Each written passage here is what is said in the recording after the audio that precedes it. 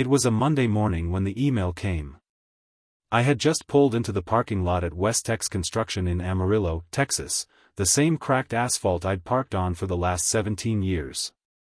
The same dented blue thermos beside me, same dashboard smell of oil and leather. I checked my phone before stepping out. Subject line, position terminated effective immediately. No meeting. No phone call. Just 12 words.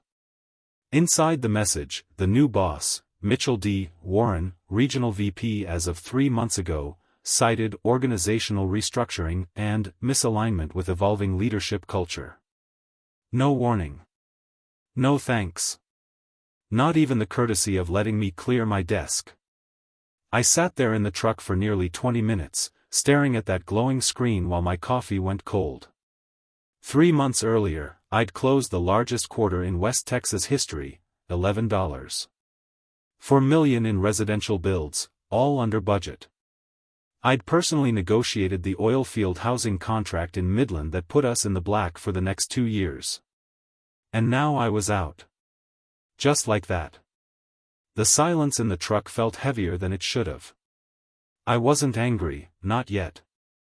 Anger comes from surprise, and I'd stopped being surprised by people a long time ago. What I felt was something deeper. A tightening behind the ribs. Like the first quiet pop of a bone dislocating before pain sets in. I'd seen what happened to men like me.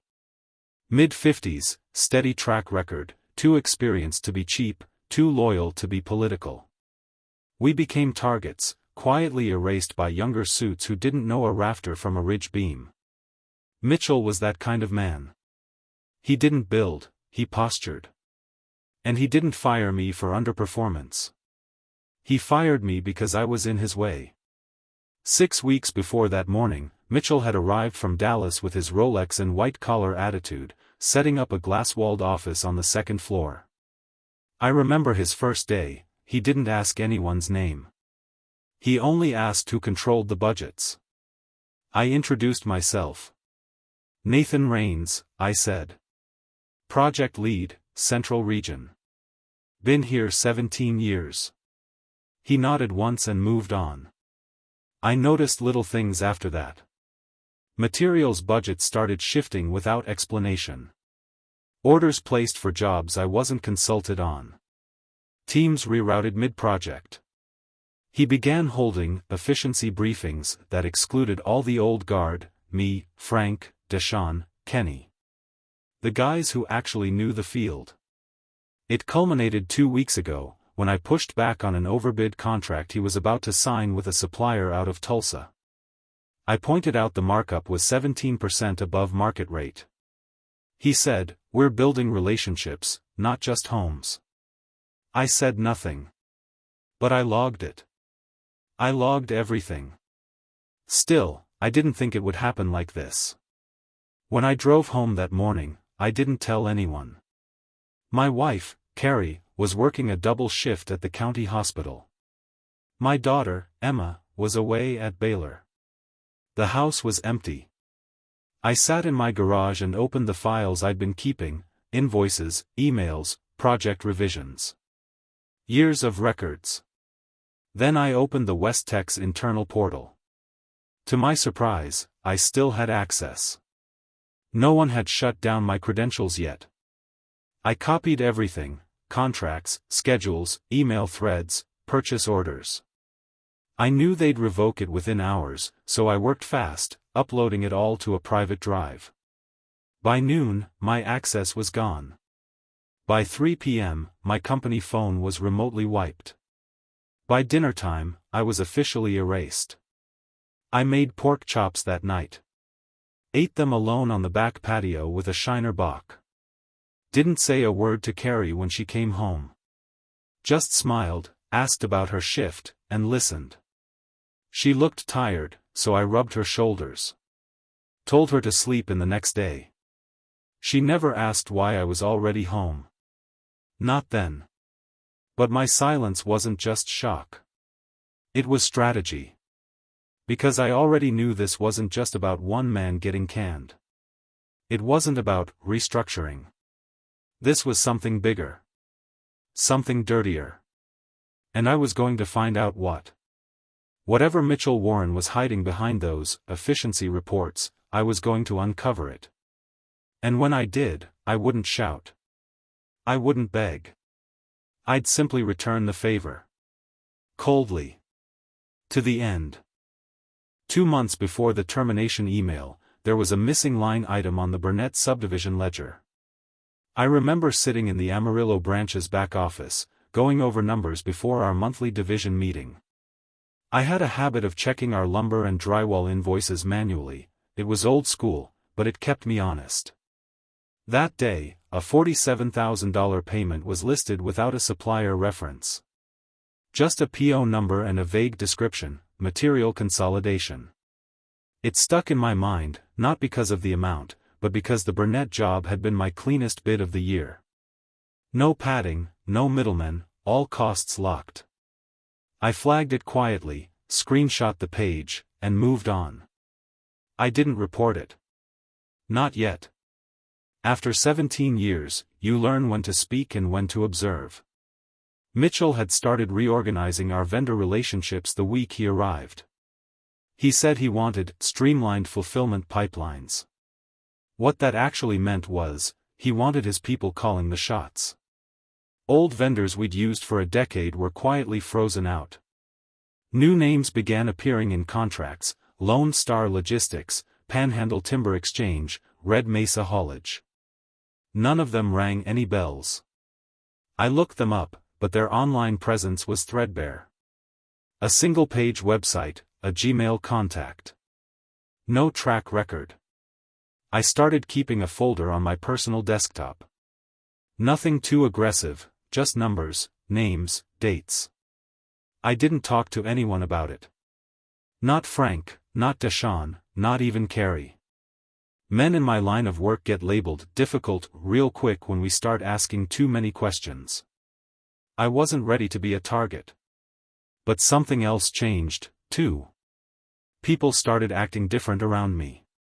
Small things. The receptionist, Tanya, stopped making small talk when I passed her desk. The IT guy, Corey, who used to share hunting stories with me over lunch, stopped showing up in the break room. And then there was Greg, a younger project manager from Lubbock, who suddenly started managing all the new contracts coming in, contracts I used to oversee. When I congratulated him on the promotion, he barely made eye contact. He said, "Mitchell's just shaking things up." That's when I knew. I wasn't just being sidelined, I was being surgically removed. And nobody wanted to be next. Still, I played along. I went to the meetings. I turned in reports. I praised the quarterly numbers. Even when Mitchell took credit for closing the Midland housing deal, the one I'd brokered after 4 months of negotiations, I didn't say a word. But I logged it. Everything went in the folder. I watched as expense reports ballooned without matching project growth. The logistics costs doubled on one project with no clear cause. When I asked our accounting clerk, Nina, she just shrugged and said, "That's how it was entered." When I asked who entered it, she didn't answer.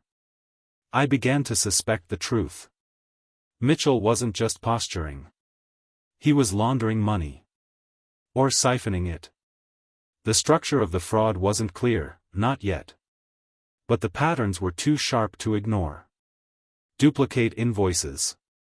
Third-party vendors with no history. Payouts with no services delivered. And it all funneled through Mitchell's new operations optimization plan, the same plan that gave him sole discretion over procurement. I couldn't prove anything, not yet. But I had a gut feeling. And in my line of work, gut beats theory every time. That's when I started backing up my emails. I didn't use the company server, too risky. I had a small NAS at home, left over from a remodeling job where I handled the security system install myself. Every night, I exported my inbox, project logs, attachments, everything, and copied it to the encrypted drive. By the time Mitchell's restructuring really picked up speed, I had months of records offline. I stopped taking meetings in his office. Started watching who went in and out. A pattern emerged. New hires, usually out-of-town guys, spent a lot of time behind that glass door. They weren't engineers. They weren't even PMs. They were, as far as I could tell, middlemen. Papermen. Men who existed on invoices but never set foot on a job site. At one point, I called up the head contractor on the Alpine Ridge project and casually asked if a delivery from Panhandle Timber had come through. He laughed and said, "Never heard of them. We're still using Johnson materials." That night, I added a new tab to the spreadsheet in my folder. I named it, Ghost Vendors. By now, the tension was thick enough to taste. Carrie started noticing the difference in me. I was getting home later, sleeping less. She asked if something was wrong. I told her I was working a difficult quarter, which wasn't a lie. I just didn't tell her what kind of difficulty I was preparing for. I didn't want her caught in the crossfire. In early October, something finally cracked. A contractor I knew, Walt from Tulsa, guy with a limp and an honesty streak, called me directly. He asked if we were switching material suppliers across the board. I asked why. He said he'd been told by someone upstairs that his services were no longer needed for the Childress job, a project I was managing. I never gave that order. Mitchell had gone around me. That night, I stayed in the office till almost midnight, cross-referencing internal memos, vendor logs, and billing records. There were discrepancies on every project Mitchell had touched. The contracts didn't match the payouts. Some listed companies that didn't exist. One vendor's tax ID came back as a car wash in El Paso. And yet, the money kept flowing. The final clue came from a storage invoice. A $22,000 line item for off-site containment in La Mesa, Texas. I'd been there. It's a town of 9,000. There was no off-site storage facility there big enough to justify that cost. I drove down that weekend, unannounced. Found the listed address. It was a shuttered auto shop. No trucks. No fencing. Just a broken sign swinging in the wind. That was when the gears clicked into place. This wasn't just creative accounting. This was organized fraud. And I was the last man in the building who could connect the dots. After the La Mesa trip, I stopped sleeping more than 4 hours a night. It wasn't anxiety, I'd moved past that. It was clarity.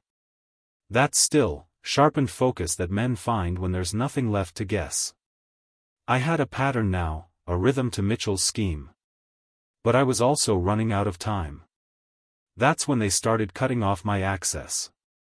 It began subtly. The project dashboard I'd used for years, the one with direct line item entry logs, suddenly gave me read-only permission. Then the central budget report disappeared from my portal. When I emailed IT, they said the report had been merged into a confidential operational framework. I knew exactly what that meant. Mitchell was walling me out. By the following week, I was locked out of the purchase order queue entirely. There was no formal demotion. No memo. No meeting. I still had my title, still got the same paycheck. But I had no control. My teams were reassigned, my contacts rerouted, and every project I'd built from the ground up was placed under operational review. I was a ghost in the company I helped build. Frank, who'd been my drywall guy for a decade, called one evening to ask why he was pulled off the Midland site. I told him I didn't know, and that was the truth. I wasn't being briefed on anything anymore. All communications now went through Greg, the junior PM Mitchell had promoted, who had suddenly started talking like a man reading from a script. I kept my voice calm. I told Frank I'd look into it. But I didn't look into it through company channels. I started making visits.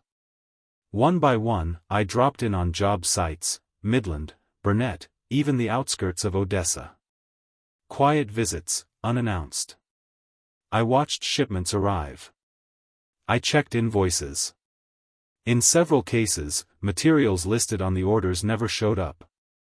In one case, a delivery was made by a truck that had no business logo, no bill of lading, nothing to verify its origin. Just a man with a clipboard and a nod. That same week, 2 subcontractors called to say they hadn't been paid in over 30 days.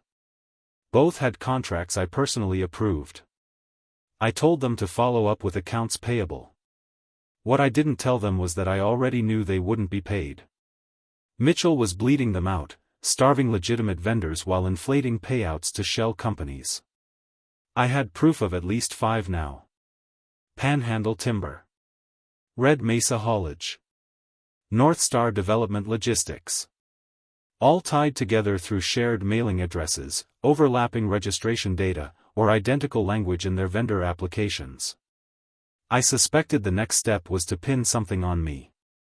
The week before I was fired, my expense account was flagged for unverified activity. I hadn't charged anything unusual. But when I logged in, there were 2 meal receipts from a steakhouse in Fort Worth, dated the same day I was in Lubbock. I pulled the GPS logs from my truck just in case. Backed them up.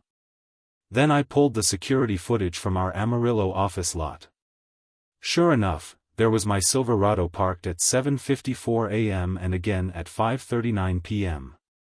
No trip to Fort Worth. The receipts had been planted. I didn't report it. I just saved everything. The next day, I received an internal audit request on a $12,000 payout for heavy equipment calibration. I hadn't authorized it.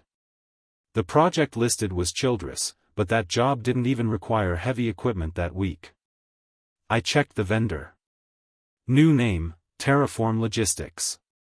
Filed 2 months earlier. Same phone number as Red Mesa Haulage. That was the final piece. Mitchell wasn't just running money through fake vendors. He was setting me up as the fall guy. Every transaction was being funneled through my name, then shifted out of reach. The audit trail was manufactured to look like I'd been in charge of approvals. Like I'd misused funds, redirected payments, inflated costs. If I hadn't kept my own logs, my own documentation, my own timestamps, I would have looked guilty to anyone who came knocking. The betrayal wasn't personal. It was structural. Mitchell didn't need me gone because I was difficult.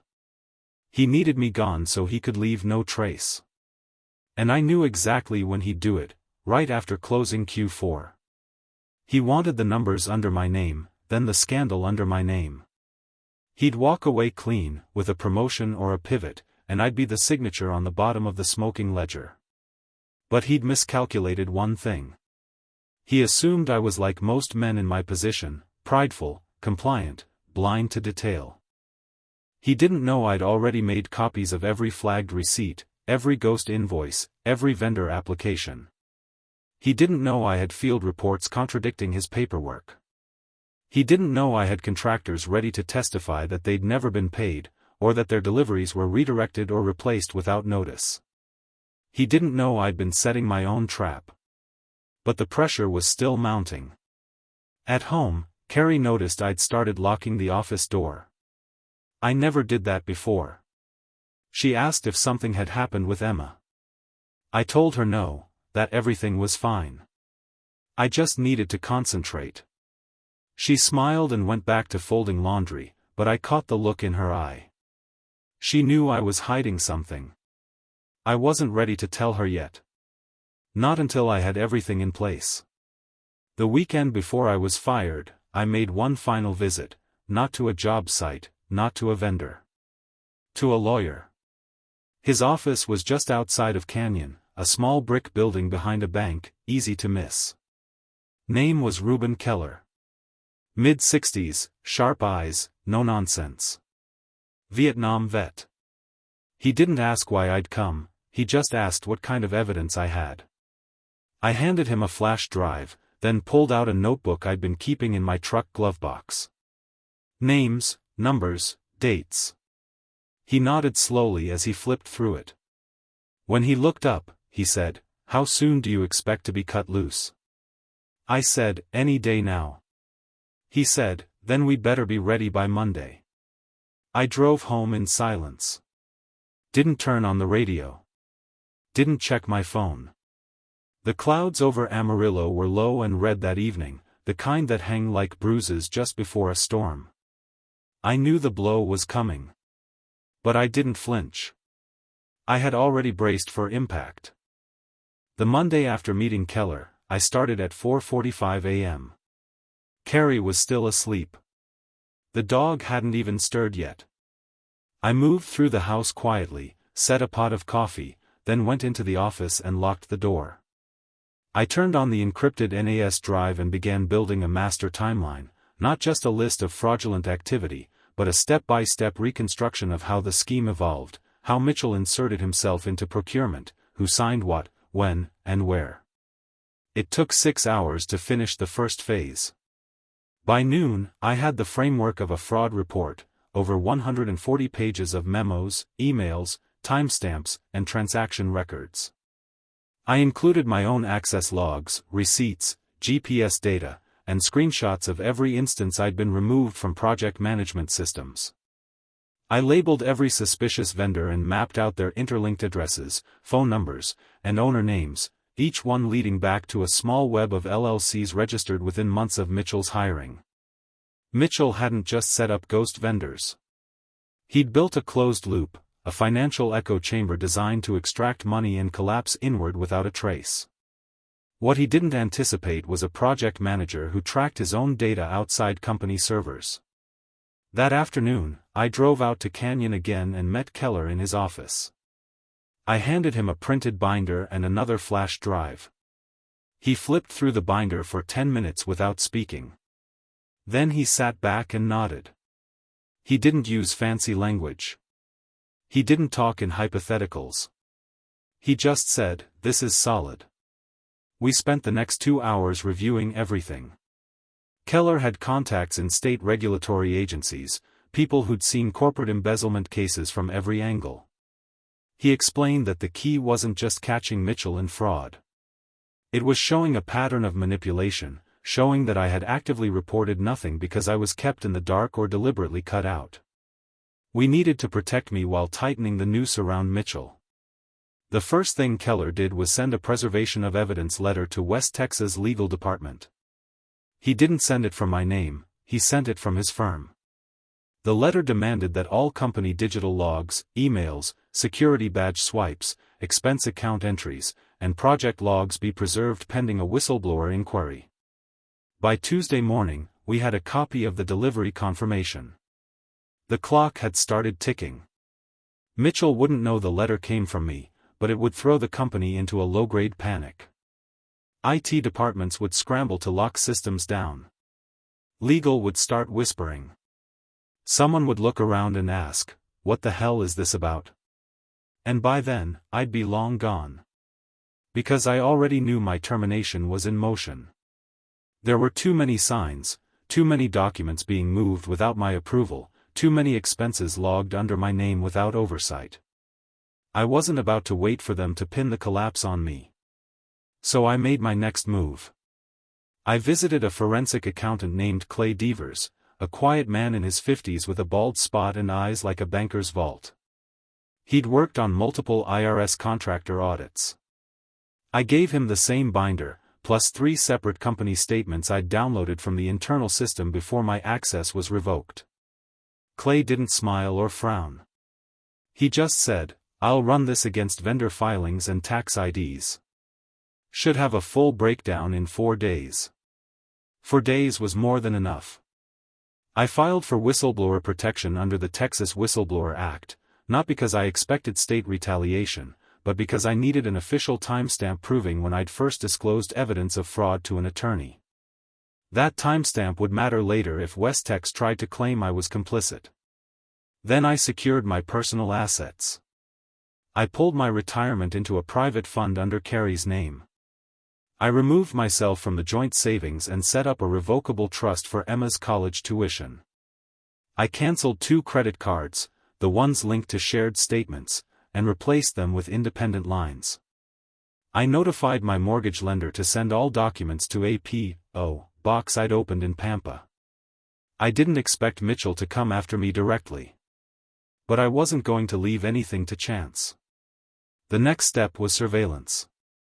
There was a contractor I used years ago, Gus Herrera, who ran a low-profile home security outfit out of Lubbock. He specialized in surveillance setups for ranch properties and remote construction sites. I paid him in cash for a 2-camera system, one pointed at my front yard, the other at the back fence. He didn't ask questions.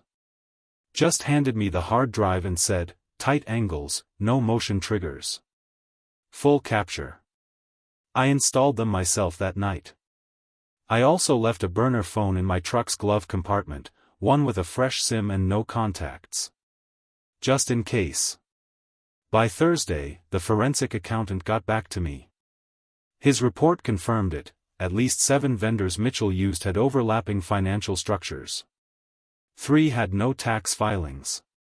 2 others had been administratively dissolved and still received checks. 1 had filed a zero-income return in Q2 but was paid $62,000 in Q3 alone. Every one of them had invoiced for services tied to my projects, and none of those services had a documented work order. Clay's conclusion: he's laundering funds. The shell companies are moving money through a closed loop. If the IRS catches wind, it'll trigger a federal investigation. That was the confirmation I needed. I spent Friday finalizing my exit plan. I burned 3 new flash drives, one for the lawyer, one for the accountant, one for a journalist contact Keller had vetted.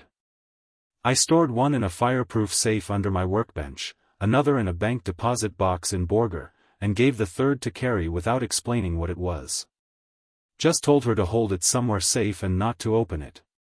She looked at me hard that time. Asked, "Are we okay?" I told her, "We will be." That weekend, I drafted a resignation letter, but I didn't send it. I wanted Mitchell to fire me, I wanted it to be clean. So I waited. I went in Monday as usual. Sat at my empty desk. Typed nothing. Said nothing. Just watched. By 10:15 a.m., my access credentials were revoked. By noon, HR sent the email. And by 4 p.m., I was gone. But I didn't go home. I went to Keller's office. We sat across from each other in silence for a while. Then he asked, "Are you ready?" I said, "Now I am." He nodded and opened his laptop. It was time to make contact with the authorities. But not just anyone. We were going to start with the Texas Attorney General's office, and from there, work our way to the feds. Mitchell Warren had built a kingdom on paper. But I had the demolition charge primed. And the wire was already humming. The first tremor didn't come from West Tex. It came from a voicemail left by a woman named Rebecca Claymore, a senior investigator at the Texas State Auditor's Office. She said she'd received documentation from a protected source regarding irregular disbursements and vendor activity within West Tex Construction's Amarillo operations. She was requesting an in-person meeting. I returned the call that same afternoon. We met the next morning at a government building off 10th Street, brick and beige, the kind of place where things happen quietly. She was younger than I expected, early 40s, sharp suit, no jewelry. She didn't waste time. She laid a yellow folder on the table and began asking pointed questions. Every question she asked, I already had documented answers for. I laid out my own binder. Showed her the vendor maps, the fake invoices, the altered expense reports. I walked her through Mitchell's rise, the disappearance of legacy suppliers, the shell companies routed through overlapping addresses, the forged receipt timestamps, the surveillance gaps in company records. By the end of the meeting, her posture had changed.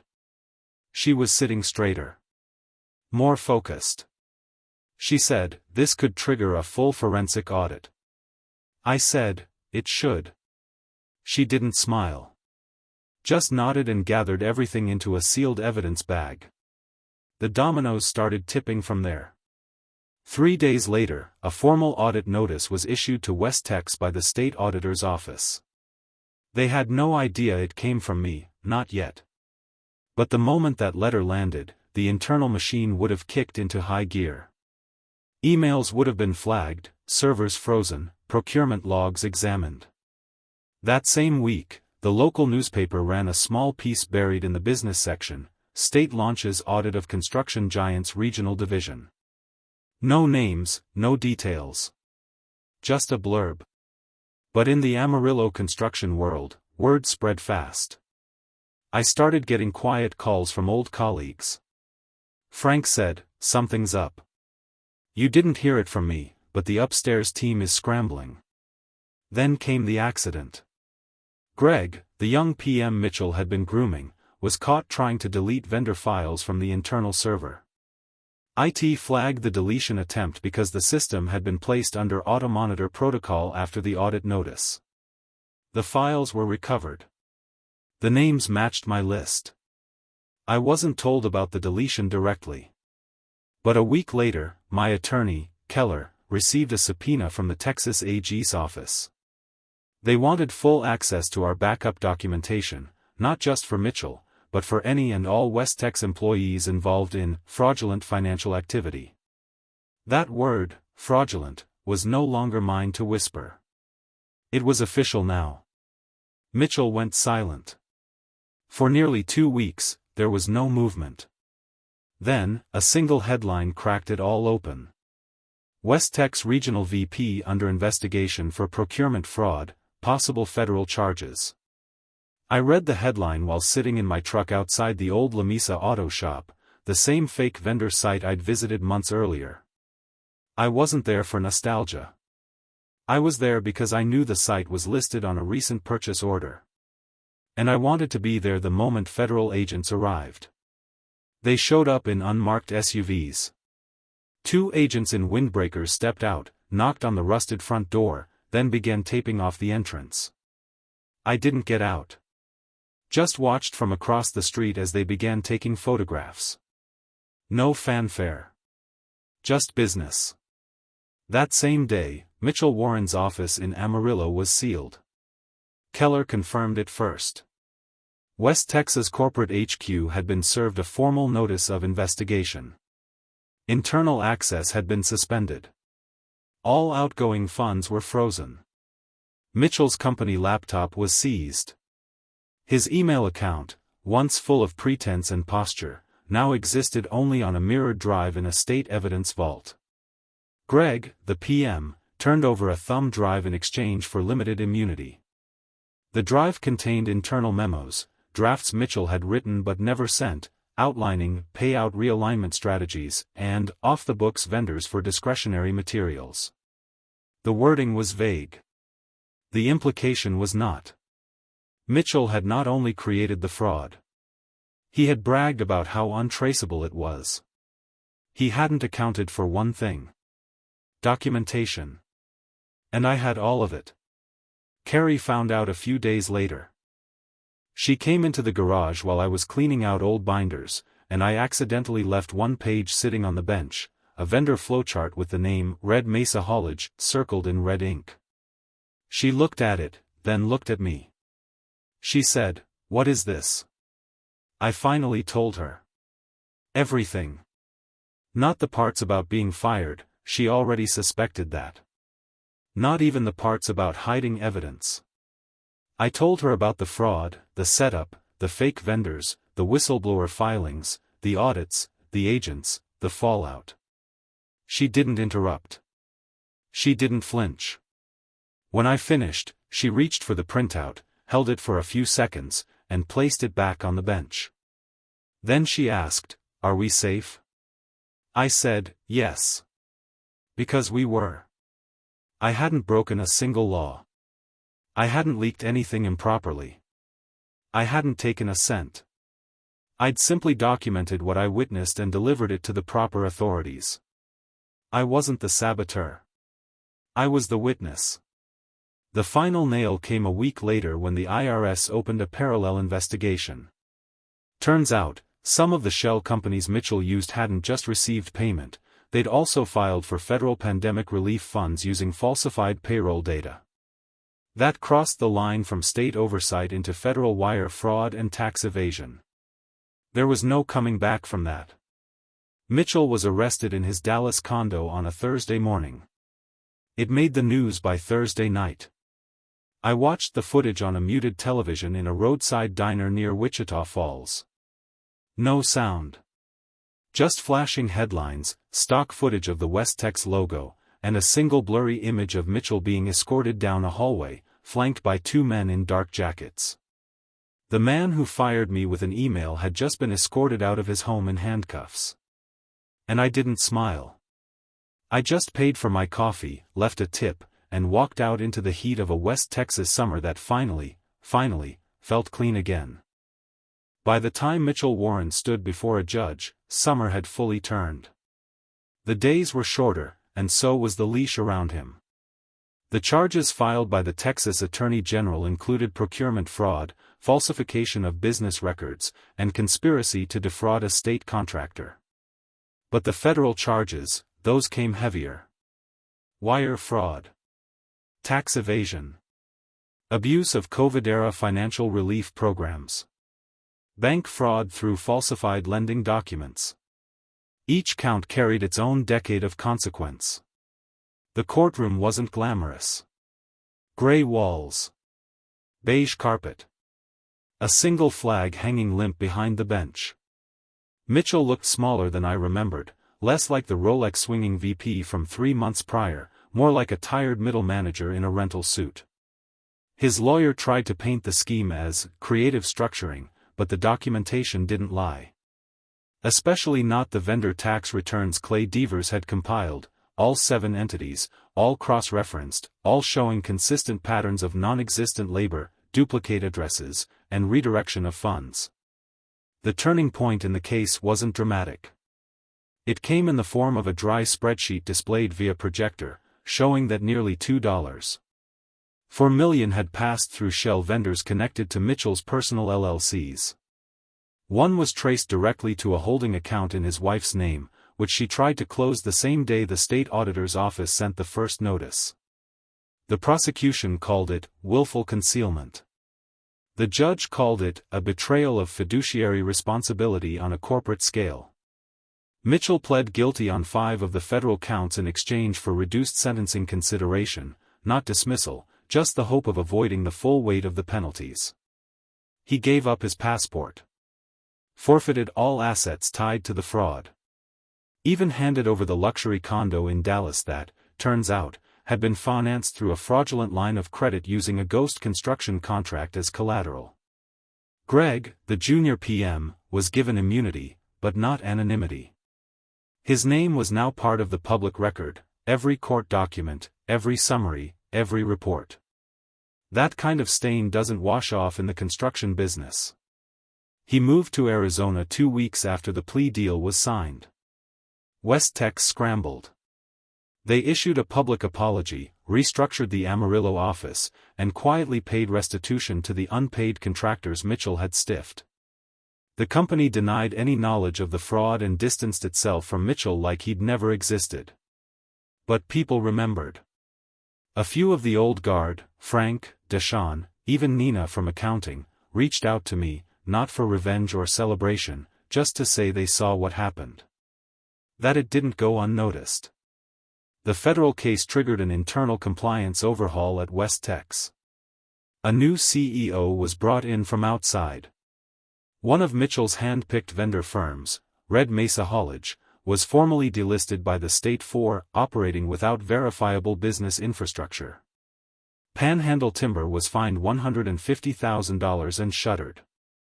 The vendor listed in the La Mesa property was hit with back taxes, interest, and criminal penalties. The property itself, the fake storage yard, was repossessed and sold at auction. I never went to see who bought it. I didn't need to. Carrie and I lived quietly during that stretch. I didn't look for new work right away. We had enough in savings to coast for a bit. I spent time in the garage. Walked the dog more. Cooked. Read. It was strange, being still after so much motion. But then something arrived in the mail, a formal notice from the state auditor's office, thanking me for my role as a whistleblower and informing me that, under the False Claims Act, I was entitled to a percentage of recovered funds from the fraud case. The number wasn't small.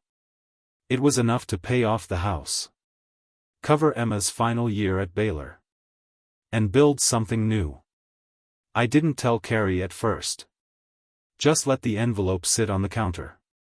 When she opened it, she stood there a while, then walked over and hugged me from behind. Neither of us said anything. There was nothing left to explain. I didn't return to the construction industry. But I didn't retire either. I took on small consulting work, contractor ethics, procurement oversight, fraud prevention. The kind of quiet gigs that don't make headlines but stop men like Mitchell from ever getting started. I didn't advertise. I didn't chase clients. I just took calls when they came. The last time I heard Mitchell's name, it was from a legal update I received through Keller's firm. The email was short. Mitchell Warren had been sentenced to 12 years in federal prison with no parole eligibility for at least 7. He was also ordered to pay restitution, although most of his assets had already been seized. The final detail? He'd be serving his time in a medium-security federal correctional institution in Louisiana. Far from the skyline of Dallas, far from the boardrooms he used to strut through. His LinkedIn profile still existed. But the job title read, former. There were no endorsements. No recommendations. Just silence. I deleted the email. The dust had settled. The house was quieter these days. Not in the hollow way it gets when something is missing, but in the way a field feels after a hard rain, drained, stripped down, clean. The tension that had camped behind my ribs for months had finally folded itself up and gone. Even the dog noticed it. He started lying near my feet again, instead of watching me from across the room like he had when the walls were closing in. Carrie worked her usual shifts, but there was less worry on her face when she came home. Less tiptoeing. We spoke more, ate together more. She started asking about the little things, what I'd planted in the raised beds out back, how many steps I'd gotten in before lunch. When I told her I was thinking about building a detached garage, she just said, "It's about time." Emma graduated that spring. We drove to Waco together, stayed at a little hotel with bad coffee and a view of the back alley. She wore the same expression Carrie did the day she married me, composed, prepared, and just a little impatient with ceremony. After the ceremony, we took pictures in the sun, then drove her to dinner. We didn't talk about the case. We didn't need to. She already knew. There was no celebration when the money came. No splurge, no trip, no champagne. Just a wire transfer, an email from Keller, and a balance update. I printed it out, folded it in half, and stuck it in the same drawer where I'd kept the flash drives. The ones I no longer needed. The strange thing about justice is how anticlimactic it feels when it finally lands. There's no music. No lights. Just paperwork, headlines, and time. I didn't go back to construction. I'd thought about it for a while, thought maybe I could consult full-time, start something of my own. But the truth was, I didn't want to manage people anymore. I didn't want to babysit procurement chains, negotiate with suppliers who lied about lumber quality, or sit across from another man like Mitchell pretending he understood the field. So I did something different. I bought 10 acres outside Clarendon. No house, just a parcel of wind-carved earth near a cattle fence. I built a small steel frame shop on it, no permits needed, then fitted it with a workbench, a desk, and a slow coffee maker. No Wi-Fi. No computer. Just tools, a drafting pad, and the radio. Sometimes I wrote reports. Sometimes I built things. Once, I reupholstered an old truck bench just to see if I still could. I didn't need a reason anymore. I'd earned the silence. Keller checked in from time to time. He said the final judgments were done, all restitution tracked, all parties informed. The IRS closed their file. The AG's office moved on to the next name on their list. The courts had long stopped calling. Mitchell was, for all legal purposes, finished. I kept one copy of the final court report in my shop. Not to gloat. Just to remember. Frank called once to say the new leadership at Westex was asking around for old hands, said my name came up. I told him thanks, but I was good where I was. He didn't press. The press had moved on, too. The story had made its cycle and passed. Mitchell was yesterday's fraud. The headlines had turned to other names, other numbers. But in Amarillo, people remembered. Not because they cared about corporate ethics. They remembered because something had finally happened to a man who thought he couldn't be touched. Sometimes, when I drove past the old office building, I'd see the parking spot I used to use, now faded, cracked. The corner of the building had new signage. Different name. Same shape. Different faces in the windows. None of them knew what had happened there. That was fine by me. This wasn't about revenge. Not really. Revenge is noisy. It's theatrical. It's meant to be seen. What I did wasn't about making a scene. It was about restoring balance. I never shouted. I never swung back. I just documented everything, took the hits, and waited for the fault lines to shift. And when they did, I stepped aside and let gravity do what it always does. Carrie asked me once, months after it all ended, "Do you ever regret not fighting louder?" I thought about that a long time. Then I said, no. Because he didn't hear me coming. She nodded. We didn't talk about it again. The sun set over the shop like it always did, slow, clean, orange across the field. Peace doesn't come with a bang. It comes when the last sound you remember is silence. And that's exactly what I earned. Subscribe if you want more stories about real men who don't scream. They act. Coldly. To the end.